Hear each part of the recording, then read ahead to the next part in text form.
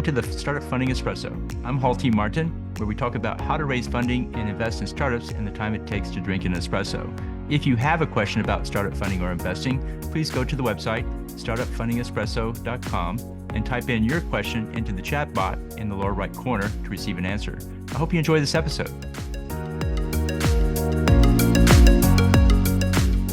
Hello, this is Hall T. Martin with the Startup Funding Espresso, your daily shot of startup funding and investing. In the fundraising process, the startup founder will hear no many times from investors.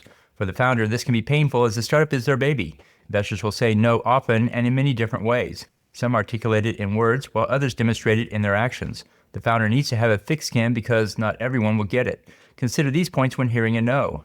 Never take the investor feedback personally. It's business. After each interaction, ask yourself why the investor said no. Look at the pitch from their point of view. It's often the case the investment doesn't fit their criteria or thesis.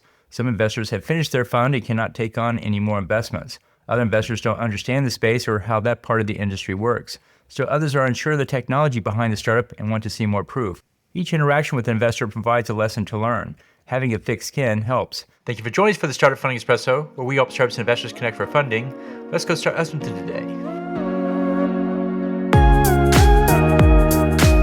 Hall T. Martin is the director of Investor Connect, which is a 501c3 nonprofit dedicated to the education of investors for early stage funding.